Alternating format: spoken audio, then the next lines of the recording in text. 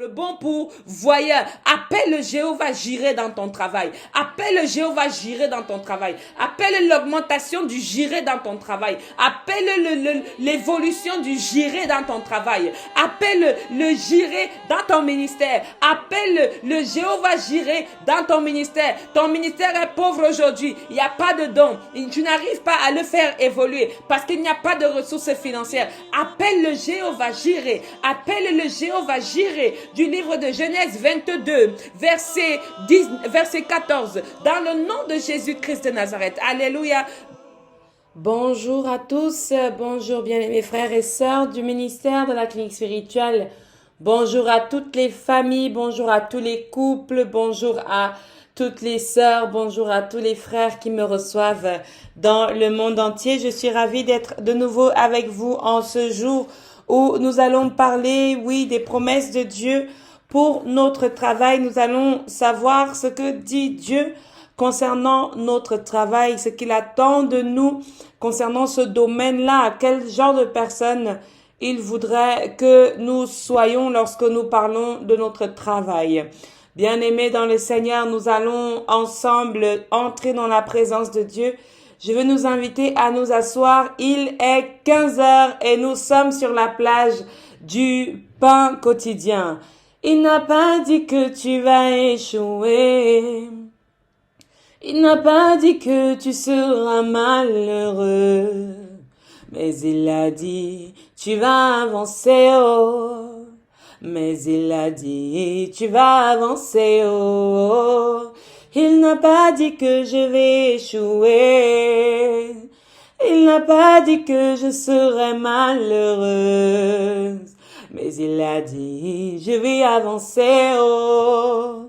Mais il a dit, je vais avancer, oh. Alléluia, bien-aimé dans le Seigneur, je sais que ce chant quelque part nous fait du bien car Dieu n'a pas dit de nous que nous allons aller vers l'échec, mais il nous a dit que nous allons aller vers la gloire parce que c'est lui-même ses desseins qu'il a prévus pour chacun de nous. Amen. Nous allons maintenant prier pour que l'Esprit Saint de Dieu nous mette dans une disposition convenable. Nous prions. Viens, Esprit du Dieu vivant, sois le maître en moi. Viens, Esprit du Dieu vivant, sois le maître en moi.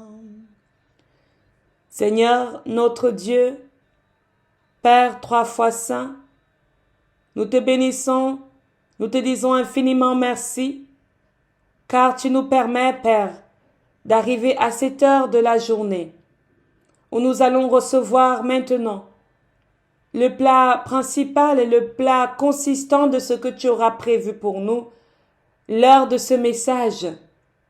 Merci Seigneur, parce que tout au long de la journée, tu nous adresses des plats consistants aussi, avec le réveil de 6 heures, avec l'ouverture de 9 heures, avec le pain quotidien de 15 heures, avec le 18 heures où nous clôturons notre jeûne et le 21 heures où nous prions ensemble. Éternel Dieu, merci parce que tu es avec nous, merci parce que tu nous soutiens et merci parce que tu prends possession de tout, surtout dans ce temps maintenant où ton Esprit Saint va nous révéler ta volonté. Dans le nom précieux de notre Seigneur Jésus-Christ que nous t'avons invoqué. Amen. Bien-aimé peuple de Dieu, nous allons commencer aujourd'hui avec la parole de Dieu dans le livre de Genèse chapitre 4. Genèse chapitre 4. En attendant ceux qui sont en train de préparer les différents passages, trouver la bonne version, etc., je vais dire merci à Dieu particulièrement pour cette journée. Merci à Dieu pour tout ce qu'il ne cesse de faire. Merci à Dieu pour le travail des intervenants, tout ce travail qui nous permet d'accomplir pour son peuple, un travail qui n'est pas toujours facile ni évident de préparer, de prévoir, d'organiser, mais tout est possible lorsqu'on le fait avec notre Dieu et nous le voyons, nous l'expérimentons.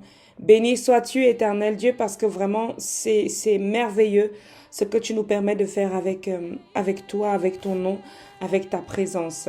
Merci pour le réveil de 6 heures. Merci pour l'ouverture de 9 heures. Et merci pour ce temps où nous sommes plusieurs à nous installer pour le pain quotidien, recevoir cette parole que Dieu a prévue pour nous aujourd'hui. Bien-aimés dans le Seigneur, je veux nous inviter à lire dans le livre de Genèse, donc le livre du commencement, Bereshit. Alors, bien-aimés dans le Seigneur, nous allons partager, allez, tout le chapitre 4, parce que c'est vraiment là qu'on va commencer aujourd'hui. Nous allons lire tout le chapitre 4, sans précipitation, sans stress, et ensuite nous allons essayer de comprendre ce que dit les Saintes Écritures. Genèse chapitre 4, versets 1 à 26. Adam connut Ève, sa femme. Elle conçut et enfanta Caïn. Et elle dit, j'ai formé un homme avec l'aide de l'Éternel. Elle enfanta encore son frère Abel. Abel fut berger et Caïn fut laboureur. Au bout de quelque temps, Caïn fit à l'Éternel une offrande des fruits de la terre. Et Abel de son côté fit une offrande des premiers-nés de son troupeau et de leur graisse. L'Éternel porta un regard favorable sur Abel et sur son offrande. Mais il ne porta pas un regard favorable sur Caïn et sur son offrande. Caïn fut très irrité et son visage fut abattu. Et l'Éternel dit à Caïn, « Pourquoi es-tu irrité et pourquoi ton visage est-il abattu? Certainement tu agis bien. Si tu agis bien, tu relèveras ton visage. Et si tu agis mal, le péché se couche à la porte et ses désirs se portent vers toi. Mais toi, domine sur lui. » Cependant, Caïn adressa la parole à son frère Abel. Mais comme il était dans les champs, Caïn se jeta sur son frère Abel et le tua. L'Éternel dit à Caïn, « Où est ton frère Abel ?» Et il répondit, « Je ne sais pas. Suis-je le gardien de mon frère ?» Et Dieu dit, « Qu'as-tu fait? La voix du sang de ton frère crie de la terre jusqu'à moi. Maintenant tu seras maudit de la terre qui a ouvert sa bouche pour recevoir de ta main le sang de ton frère. Quand tu cultiveras le sol, il ne te donnera plus sa richesse.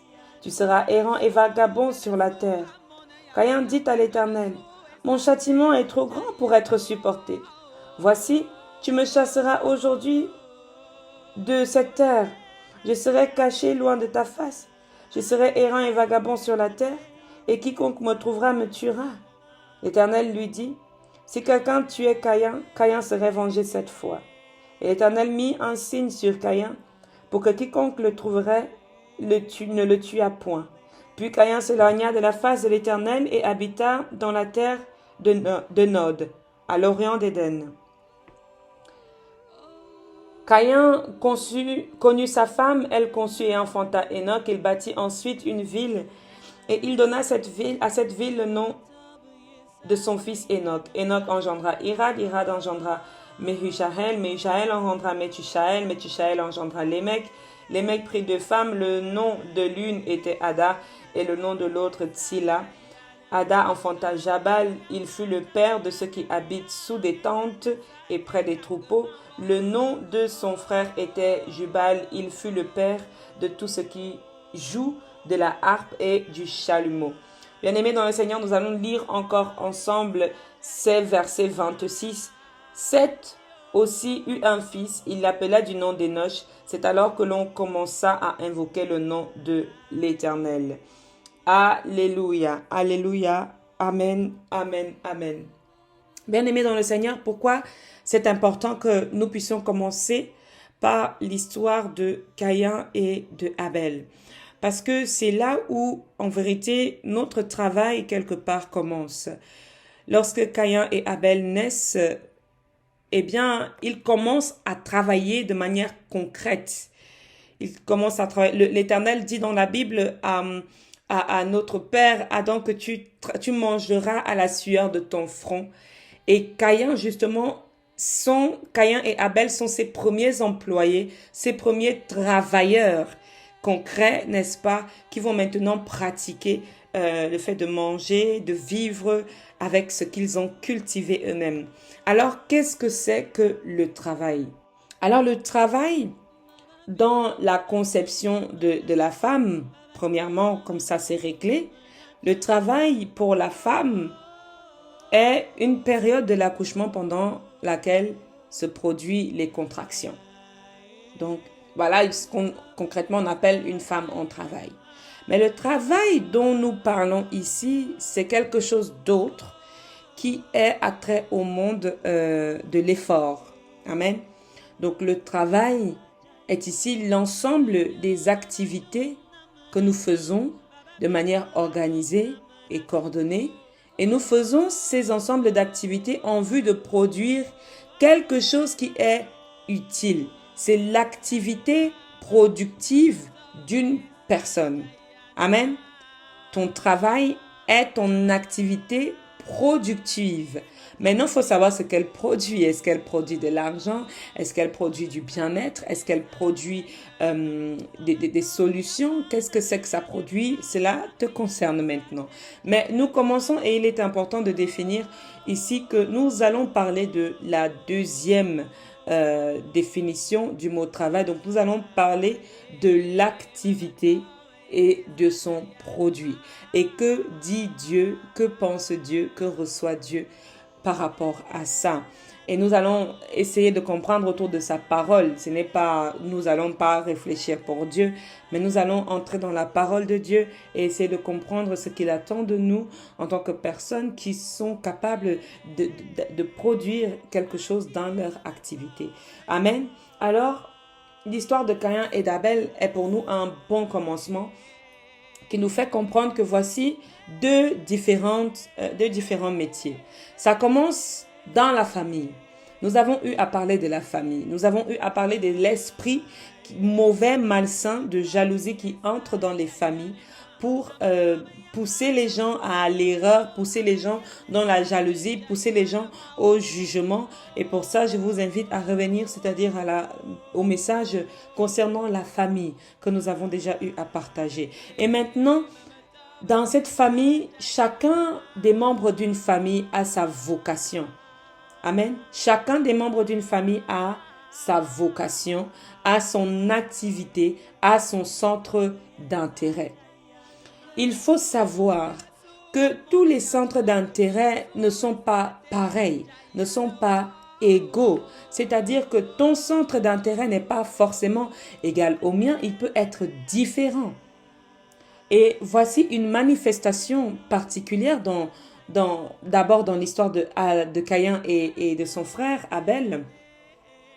Bien-aimé, Dieu, donc, lorsqu'il donne à Ève d'enfanter, il l'accompagne et Ève dit, grâce à Dieu, j'ai pu donner naissance.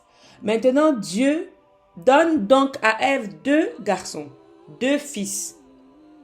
L'un, n'est-ce pas, travaille la terre, l'autre est berger. Caïn était donc laboureur et Abel fut berger. Au bout d'un temps, dans le travail, que se passe-t-il? Caïn fit à l'Éternel une offrande de fruits de la terre.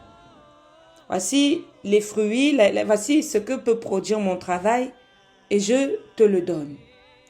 Maintenant, la particularité avec Abel de son côté, fit aussi une offrande.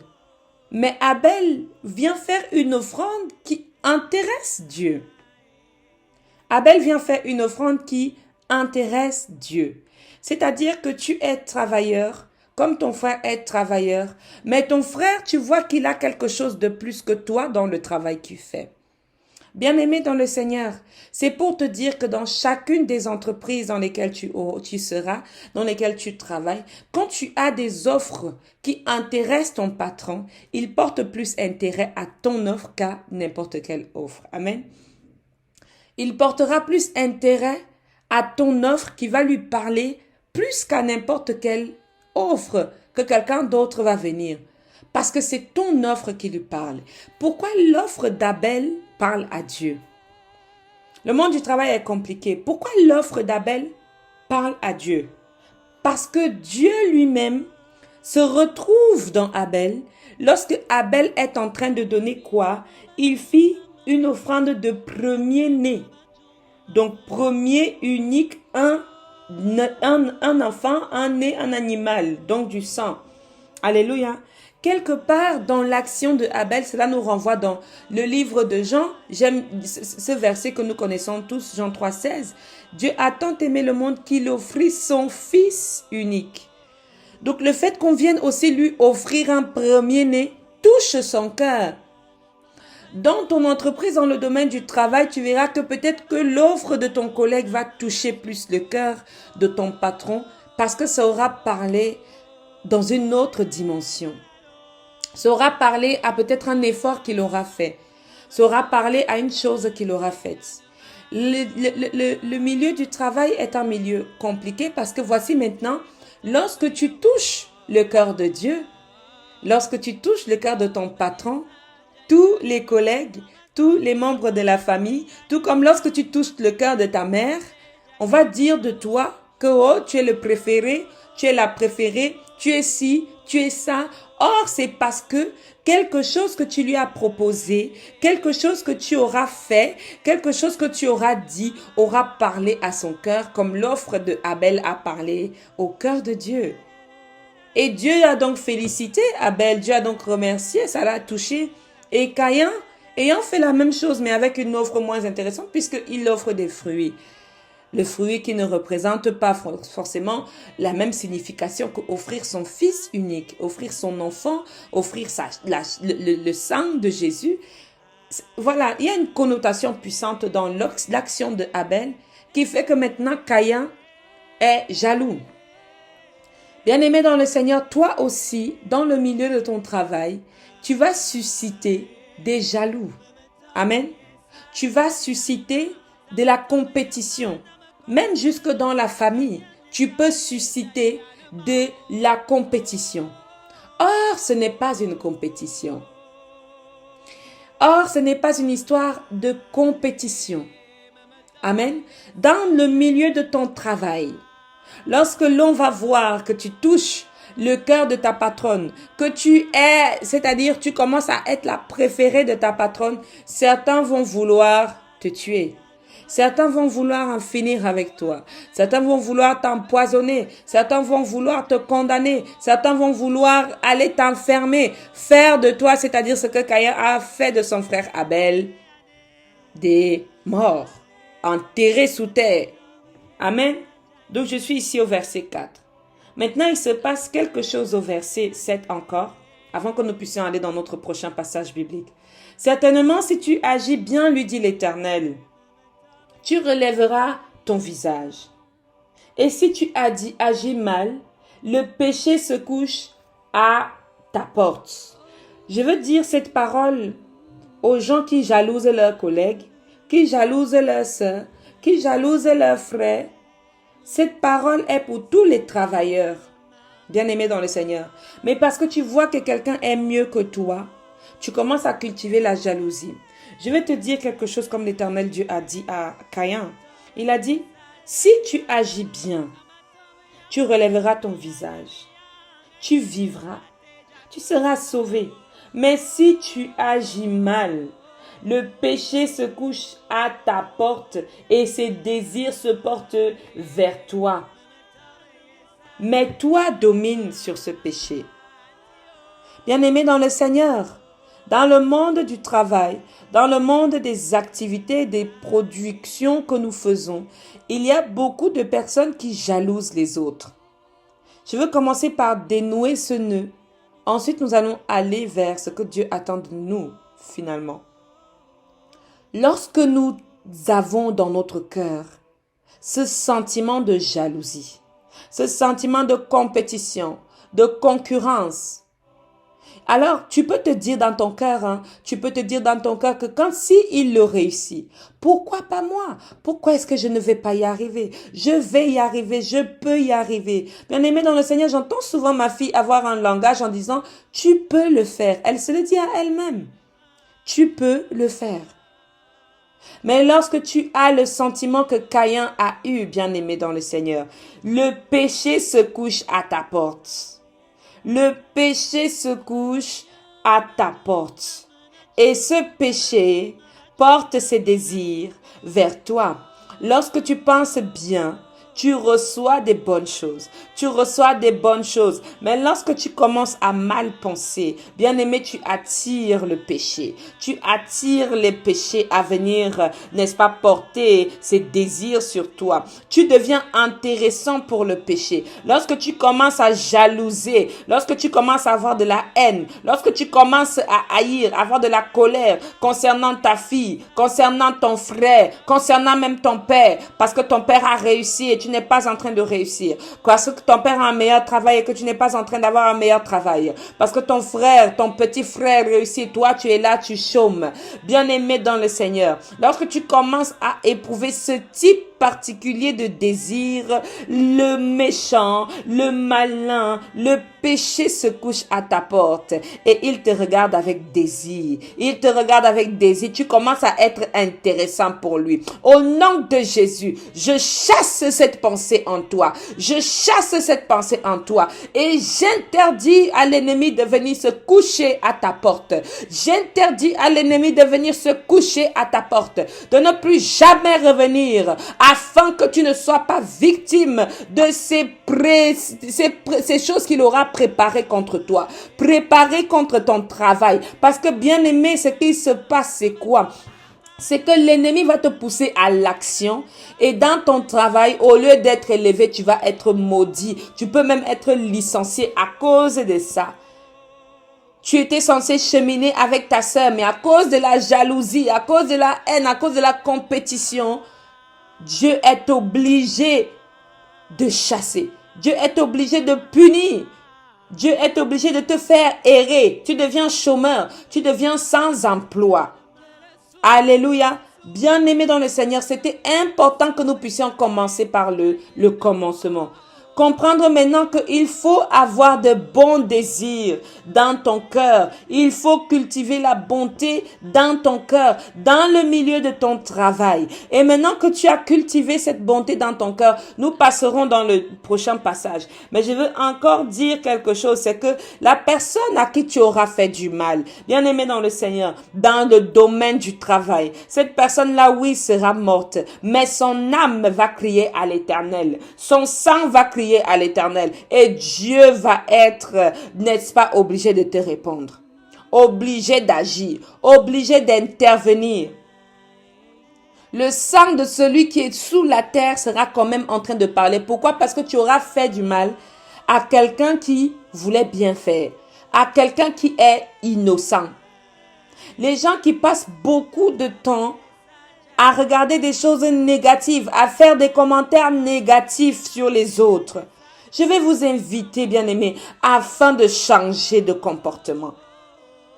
Parce que même la parole négative que tu diras sur ton frère, que tu diras sur ta sœur, le péché va venir se coucher et la mission que tu auras à faire sur ton frère, sur ta sœur, deviendra une mission de péché et non une mission de bénédiction. À cause de la jalousie. Et ceci dans le milieu de ton travail. C'est très important. C'est très important. J'aimerais que nous retenions déjà que si nous agissions bien, notre visage est relevé. Peu importe le travail que nous faisons.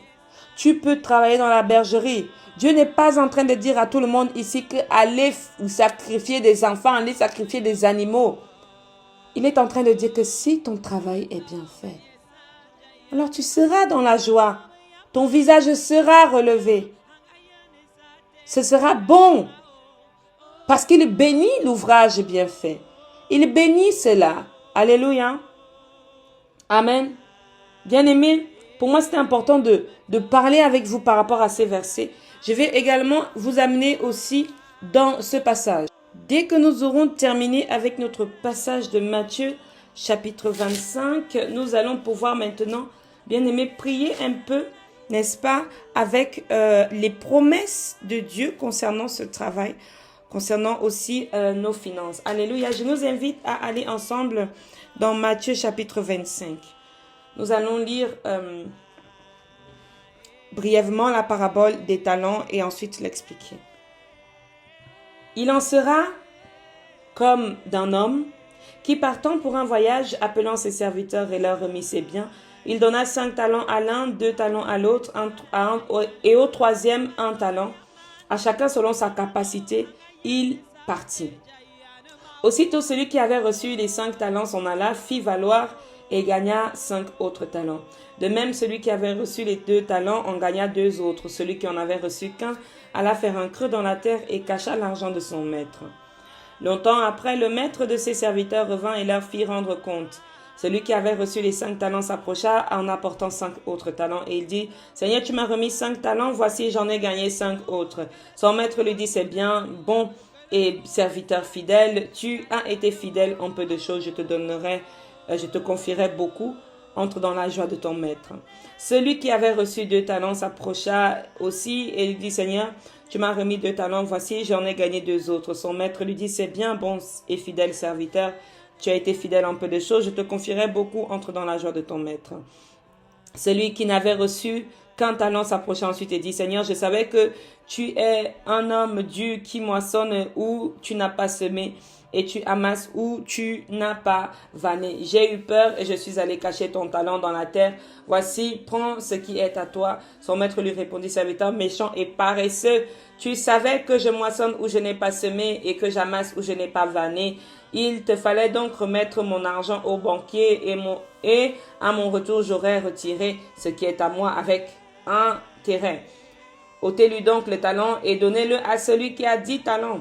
Car on donnera à celui qui a et il sera dans l'abondance. Mais celui qui n'a pas, on ôtera même ce qu'il a. Et le serviteur inutile, jetez-le dans les ténèbres du dehors, où il y aura des pleurs et des grincements de dents. » Parole du Seigneur, nous rendons grâce à Dieu. La parabole des talents que nous venons de lire nous renvoie aussi beaucoup à cette dimension du travail-là. C'est un autre travail maintenant, dans le sens où nous avons d'abord compris d'où est-ce que nous venons dans le domaine du travail et maintenant lorsque nous recevons le travail. Surtout ici dans la parabole des talents, c'est lorsque nous recevons le travail non seulement physique mais aussi le travail que Dieu nous donne de faire, nous demande de faire, la mission que Dieu nous demande de faire. Le Seigneur ici donne un certain nombre de talents à une personne, un autre à d'autres et un seul talent. Le souci ici, bien-aimé, c'est celui qui ne porte pas de bons fruits. Parce que vous l'aurez compris, ceux qui ont reçu des talents, vous devez produire. Tu ne peux pas faire une activité et tu ne produis rien. Sinon, quel est le sens et l'intérêt de cette activité? Alléluia. C'est que ton activité, ton travail doit te permettre de produire quelque chose. Doit te permettre de produire quelque chose. Sinon, quel est l'intérêt? Quelle est, c'est-à-dire la motivation pour laquelle tu es en train de faire le travail que tu es en train de faire? Qu'est-ce que tu gagnes lorsque tu fais ce travail? Alléluia. Voici d'autres, on leur donne 5 talents et ils reviennent avec 5 autres. Ça, c'est le monde de l'entrepreneuriat. Pour dire à l'entrepreneur que sois entreprenant. À la femme que sois entreprenante. Ça doit normalement fructuer. C'est-à-dire que ça doit porter du fruit. Amen. Donc, maintenant, toi, aujourd'hui, qui as reçu du talent, mais qui n'est pas en train d'en porter le fruit. Bien-aimé dans le Seigneur, l'Éternel est très rigoureux par rapport à ça. Et il nous fait comprendre que celui qui ne porte pas de bons fruits, non seulement le peu qu'il avait va lui être ôté, mais il va l'être ôté pour aller donner à celui qui est en train de porter du bon fruit. C'est une parabole pour te dire, prenons un exemple que tu vas bien comprendre. Pour te dire, ne t'étonne pas que Dieu t'a donné, tu n'as rien fait avec ce qu'il t'a donné, et puis il prend ça pour donner à l'autre qui est en train de faire. Cet autre qui peut être ta soeur, cet autre qui peut être ton collègue, cet autre qui peut être ton père ou ta mère. Tu n'es en train de rien faire avec ça, et Dieu est en train de prendre même le peu que tu as pour donner à celui qui est en train de faire. Pourquoi? Parce qu'il le fait. Il s'est activé. Toi, tu as choisi quoi? La facilité d'aller enterrer ton argent. La facilité d'aller enterrer l'argent. Ça, c'est un peu les gens qui aiment cacher des choses. Garder les choses pour eux. Toujours en train de... Bien-aimé dans le Seigneur, il faut oser. Oser prendre des initiatives. Oser dépasser les barrières sociales. Oser dépasser les barrières ethniques. Et porter du fruit. Et porter du fruit. C'est pourquoi le pauvre ne va que rester pauvre. Parce que dès qu'on te donne 1000 francs, tu n'oses pas dire qu'avec ces 1000 francs, je vais faire telle et telle chose.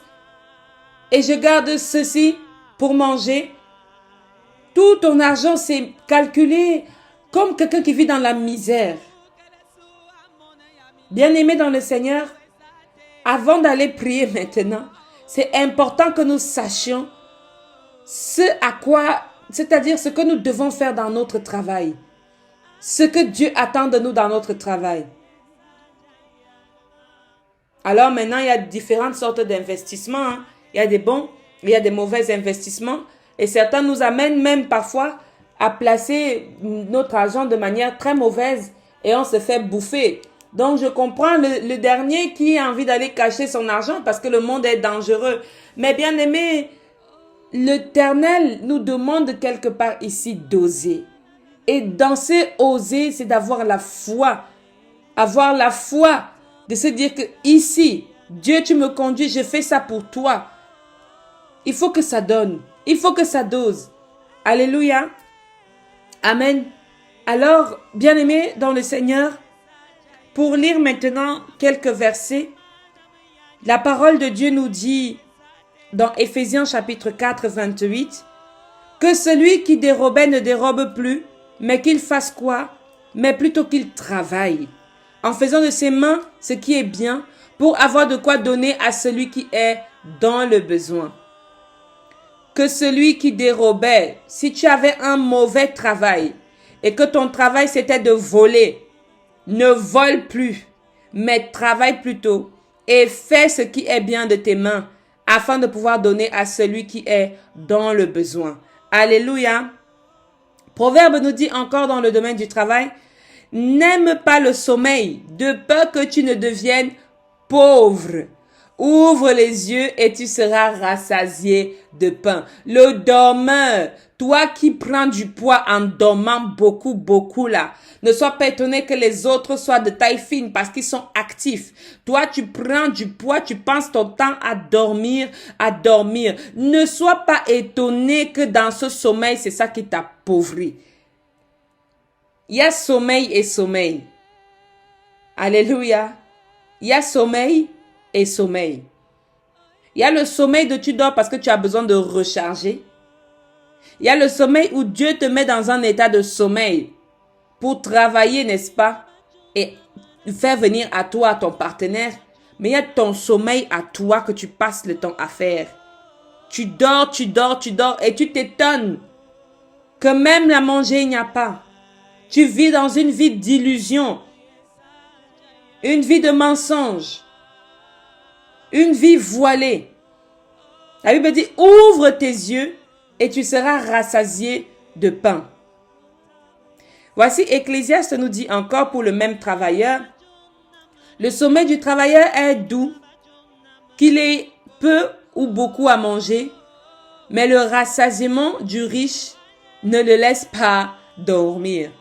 C'est une façon de dire, bien-aimé dans le Seigneur, que celui qui travaille avec honnêteté, sincérité de cœur et qui n'est pas en train de se tracasser pour être riche, son sommeil est doux. Mais celui, n'est-ce pas, qui est en train de tout faire pour être riche là, n'est-ce pas, le rassasiement du riche ne le laisse pas dormir. Mieux tu travailles et tu dors. Mieux tu fais des choses qui sont ce que Dieu a prévu pour toi. Nous avons déjà eu à parler de ça dans les portes professionnelles. Nous avons déjà eu à discuter de ça, bien-aimés dans le Seigneur. N'allons pas nous acharner parce qu'il faut absolument arriver à un certain niveau. Mais continuons à avoir le sommeil, le genre de sommeil qui est paisible, qui est doux, qui est bon pour nous. Ainsi, bien-aimés dans le Seigneur, dans ce travail que nous faisons, dans ces différents travaux que nous faisons, c'est pour quoi? C'est pour faire quoi? Bien-aimés, c'est simple. C'est pour que nous puissions être indépendants financièrement. Alléluia. Le travail que nous faisons, c'est pour être indépendants financièrement. Donc ici, le travail que nous faisons, il est question des finances. Et quelles sont les promesses de Dieu par rapport à nos finances? À vos crayons, à vos blocs-notes. Philippiens 4:19 nous dit quoi? Il pourvoit à tous nos besoins selon sa richesse. Dieu Tout-Puissant, selon ta richesse, tu pourvois à tous nos besoins. Voici le travail que je fais. Tu as dit, n'est-ce pas, que tu pourvois à tous nos besoins. Voici le travail que je fais. Même ce travail-là, je n'arrive pas à manger. Même ce travail-là, je n'arrive pas à aider ma femme. Je n'arrive pas à aider mon mari. Je n'arrive pas à régler les soucis de la maison. Ce travail que tu me donnes est censé, n'est-ce pas, m'aider à manger, à la sueur de mon front. Comment cela se fait-il, Seigneur? Que je coule tout un tas de sueur et je ne mange pas. Que je transpire et je ne mange pas. Que je me saigne et je ne mange pas. Je perds du poids et je ne mange pas. Ta parole dit dans Philippiens 4:19 que tu pourvois à tous mes besoins selon ta richesse. Seigneur Dieu Tout-Puissant, viens pourvoir à tous mes besoins. Viens pourvoir à tous mes besoins. Car mon travail lui-même ne peut plus pourvoir à mes besoins. Les besoins sont de la taille d'une montagne et mon travail est de la taille d'une petite pierre. Comment vais-je, n'est-ce pas, pourvoir à mes besoins moi-même? Éternel Dieu, toi qui es tout puissant, tu dis dans ta parole que tu pourvois à tous mes besoins selon ta richesse. Donc je manifeste l'accomplissement dans mes finances au nom de Jésus. Est-ce que quelqu'un est avec moi? Bien-aimé dans le Seigneur, il dit également dans Genèse chapitre 22 verset 14 qu'il s'appelle comment? Jéhovah Jireh, le bon pourvoyeur, le bon pourvoyeur. Appelle Jéhovah Jireh dans ton travail. Appelle Jéhovah Jireh dans ton travail. Appelle l'augmentation du Jireh dans ton travail. Appelle l'évolution du Jireh dans ton travail. Appelle le Jireh dans ton ministère. Appelle le Jéhovah Jireh dans ton ministère. Ton ministère est pauvre aujourd'hui. Il n'y a pas de dons.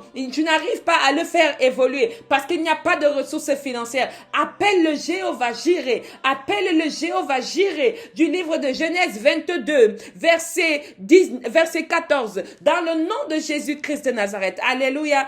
Bien-aimé dans le Seigneur, voici nous prions maintenant. Ce qui se passe pour toi, tu le scelles au nom de Jésus-Christ. Et tout ce que tu vas lier ici sera lié au ciel. Alléluia. Il s'appelle comment? Mon libérateur. Bien-aimé, va dans le psaume 18, verset 2. Dieu est appelé le libérateur. Seigneur Dieu Tout-Puissant, voici le travail que je fais est compliqué. Je suis en train de travailler comme une esclave. De la même manière que tu as libéré le peuple hébreu, n'est-ce pas, du pays d'Égypte, parce qu'ils travaillaient comme des esclaves. Tu les as libérés pour venir travailler comme pour toi, pour venir te témoigner, Seigneur. Libère-moi afin que j'agisse et pour ta gloire. Dieu mon libérateur, viens me libérer maintenant. Alléluia. Bien-aimé dans le Seigneur. Voici encore une parole dans Deutéronome 15, verset 6.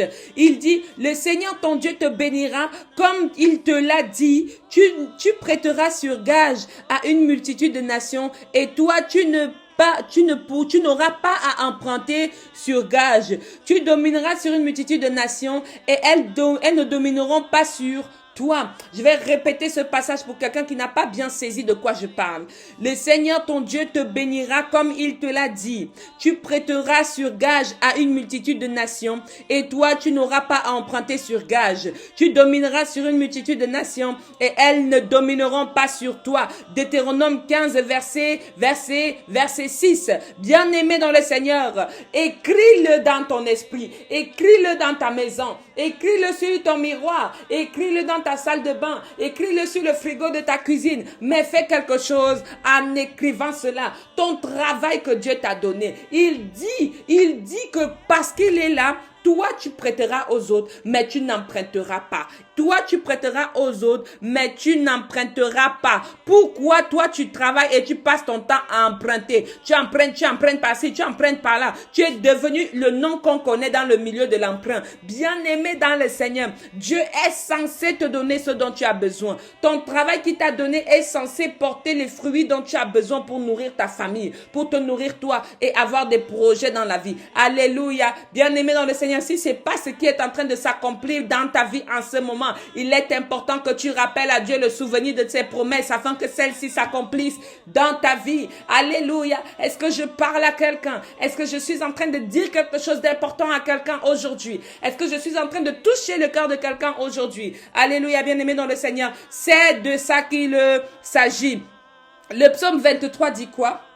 Le psaume 23 verset 5 dit que ma coupe déborde. Dans le domaine de mon travail, Seigneur, ma coupe est censée déborder. Mon argent est censé déborder. Ma joie est censée déborder. Mes finances sont censées déborder. Mais ma coupe, là, il n'y a rien dedans, Seigneur. Alors que tu as dit, tu dresses une table en face de mes adversaires. Tu ondules ma tête et quoi? Et ma coupe déborde. Bien-aimé dans le Seigneur, si tu es avec moi dans les promesses de Dieu concernant ton travail, il faut que tu attestes cette parole aujourd'hui, que ta coupe est effectivement en train de déborder. Alléluia.